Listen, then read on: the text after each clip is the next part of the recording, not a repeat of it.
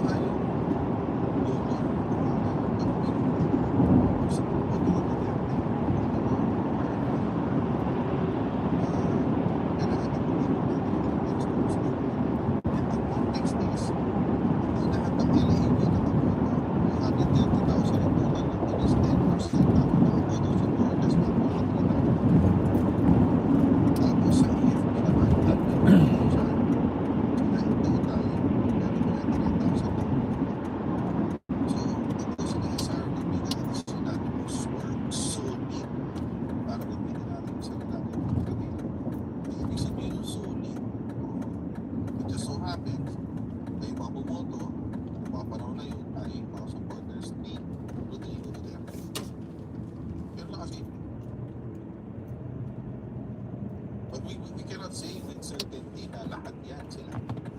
Oo, baka Duterte. We cannot say that with certainty. Hindi na po ako nagsabi ko. Ngayon, kung tatanungin ko kung hanggang saan ang loyalty na yun, hindi ko isasakripisyo kung anong interest ng kanya. Siyempre, ako po ang loyalty ko nandun sa leader ko. Pero ako yung mag-take ng vote sa bayan. Iba po yun. Magkaiba po yan, natandaan po ninyo. Ang loyalty natin kapag ikay yung public servant ko, sa public ko. Hindi mo po pwede na halimbawa, mali na yung leader mo, sasama ka pa rin dito.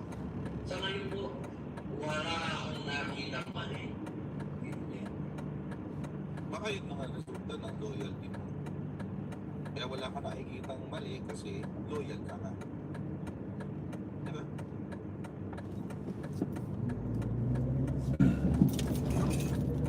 Diba? Wala ka nakikitang mali kasi loyal ka.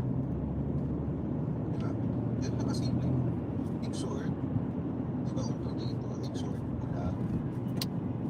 In short, pwede rin marunong mind kasi conflicting statement nga. Sabi niya loyal daw siya kay Duterte pero wala dahil wala daw siya nakikitang mali, so susuportan niya, susuportan. Alam niyo mga kababayan, binubola lang tayo dito ni Rocky. Bola lang yan kasi kaya siya sumusuporta kay Digong, hindi mo dahil yan loyalty.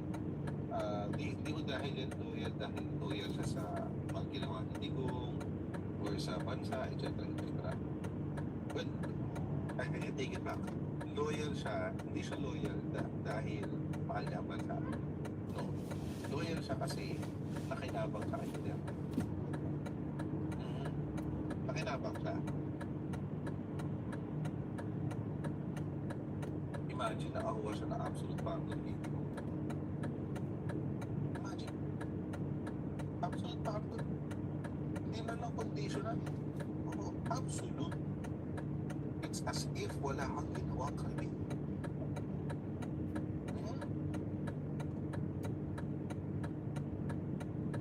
Imagine. Kaya mahal na si Duterte. Pinili yung loyalty niya.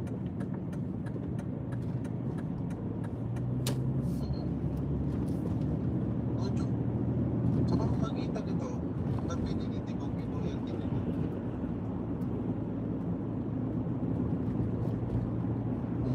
So masasabi ko pa rin ba? Kung ako sa lobby pa din, masasabi ko pa rin ba? Na loyal ako dahil para sa bansa. Hindi. Loyal ako kay Digong kasi absolute pardon. Kapalit na kain natin.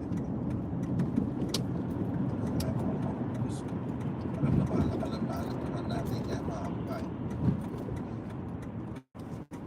Nagtulungan pag sinabi natin hindi, tulungan lang tayo guys. Oo. Kaya mga kababayan, Alright guys, tayo muna tayo ng loto. these are the kinds of people.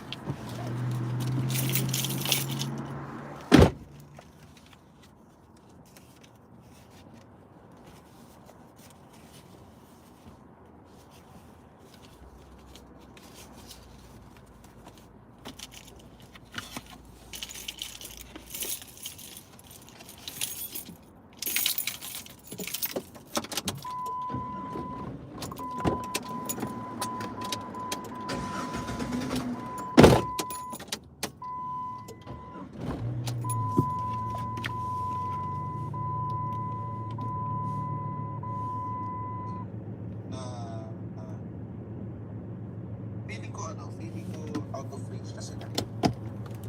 Hindi mo na sila makasarta. O bago mo lang ang isip nila kapag may nagawa sila Duterte sa kanila na hindi maganda. So sila na mismo magagalit. Halimbawa, ganun na nga lang. Sabihin ng sama-sama ako na. Hindi ko na sabihin yung example. So yun mga babae. Dapat po ang loyalty natin as a public servant. Dapat naman si Robin sa huli lang. Ang loyalty dapat nasa taong bayan. Pero kung sinabi niya na wala pa siya nakikitang mali ni Rodrigo Duterte, eh yun o salitaan ng mga bulan. Blind loyalty ang tawag doon. At hindi mo natin kailangan ng ganyan. Hindi mo natin kailangan ng ganyan klase loyalty. Yung blind loyalty. I cannot. Sabi nga. Kasi ang blind loyalty, mga kababayan, it's precisely what Robin Padilla described. Yung kahit may maling ginagawa ang leader mo, susunod ka. But then again, mga kababayan, dahil na loyal ka, magiging objective ka ba? Masusukat mo ba ng tama yung ginagawa ng boss mo siya? Hindi. Kasi nga loyal ka. Bulag ka ng loyal. Bulag ka dahil sa loyal mo. Na mapatama or mali ang ginagawa ng kung kanino ka loyal.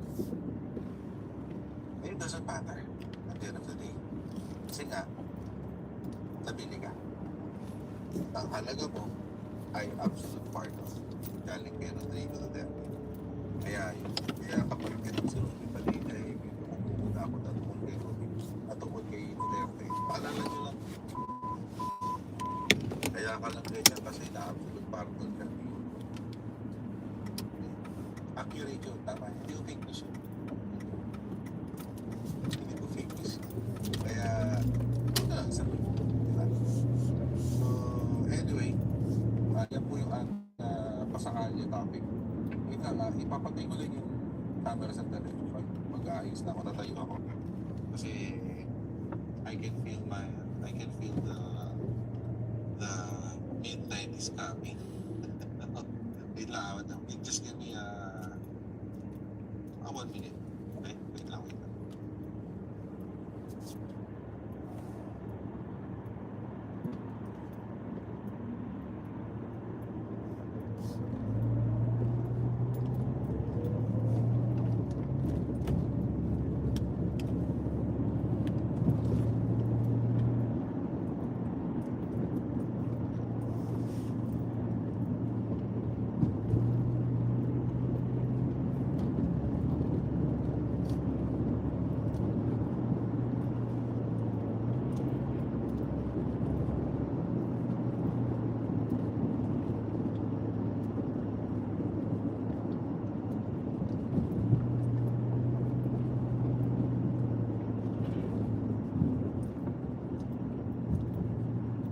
Okay, you're back. Dahil siya sa dali lang. Wait lang. Tumayo lang ako kasi madaling araw na dito naramdaman ko na ang pagod. But anyway, tapusin natin. Hindi tatapusin guys. Kailangan tapusin. Oo, kaya, ayan. We're back. Kailangan tapusin to guys. Bawal ang pahinga. Hindi uso sa atin yan. Daming ko dati Robin sa play naman, sabi ni Warren.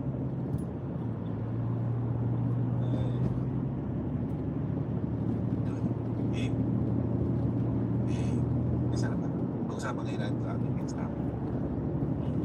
Pag-usapan natin next namin. Tapos na tayo Robin Padilla, no? Tapos tayo kay Robin. Ito na. Tahan natin ngayon pag nangyari na sa impeachment. Madami ko kasi nasabi, mga babae, na kaya raw umatras, number 1. Yung,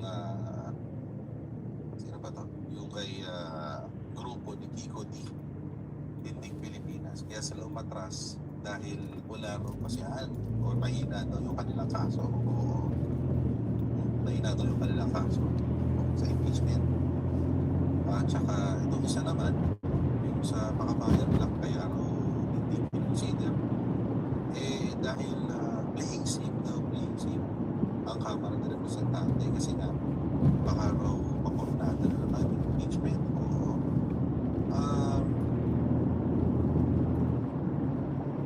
ang problema mga kababayan, anong mali? Diba? Anong mali? Masama ba yun? Masama ba na siguruhin na pwedeng na mananalo ka sa kaso mo? Definitely. Wala masama doon, guys. Oo. Wala akong masama doon. Na siguruhin na meron kang laban. Impeachment. Ganun talaga. Oo. Wala akong masama. Yung kasi nakakatawa dyan eh. Yung kasi nakakatawa dyan. Yung mga DDS, sinasabi nila, natakot kayo kasi gusto nilang manigurado na may impeach si Sara Duterte. Wait. Hindi masama ba doon? Wala. Diba? Diba? May masama ba doon? Wala. Wala. Wala masama doon. Parang ganito lang yan. Halimbawa, pag sinabi ni Sara Duterte na kaya siya ini-impeach ay dahil pinipigilan siya maging presidente. Masama ba doon? Wala. Wala masama doon. Kasi nga, meron kang issue ng katiwalian. So ano gagawin natin? Parang naman hayaan lang na sa bayan ng Pilipinas. Diba? Diba? Ano naman hayaan lang na sa bayan ng Pilipinas na wala lang? Gusto naman. Wala ka magbulaan. Walang masama doon, guys. Okay lang yun. Hayaan lang natin tumuloy yung impeachment. Oo, okay lang yun. Kasi wala naman masama eh. Ginagawa nila ng mali siya yung bagay na walang mali siya. Oo. Mali siya yung hindi naman illegal na ayusin ang impeachment complaint mo. Lalong-lalo na at risk of being brought to the Supreme Court. Kasi mga kababayan, tulad na nabanggit ko na ito noon eh. Sabi ko noon, bakit ang aga nila nag-file? Dapat nagpasiguro na lang sila, naghintay sila ng after February 6 kasi nasa naon na desisyon ng Korte Suprema after February 6. Kaya mga kababayan, kung tinanggal nila or hindi na consider yung unang complaint because of the 1-year bar, it's perfectly fine. It's perfectly fine. At wala rin mong masama na ayusin ng Kamara ang kanilang trabaho. Diba? Tama lang naman yun. Trabaho nila yan eh. Impeachment. Kanila kasi mga galing. Sila kasi yung process sa impeachment. So, tulad ng isang regular na prosecutor, isiguruhin mo, mga kasong isasalang mo, merong panalo. Hindi pwedeng wala. Diba? Mag-isa pa lang patalo ka na agad. Hindi pwedeng gano'n. Bigyan mo naman ng konting laban. Or, gano'n. Walang masama doon. Walang masama doon. Huwag ko kayong papayag na lagyan ng mali siya ng mga DDS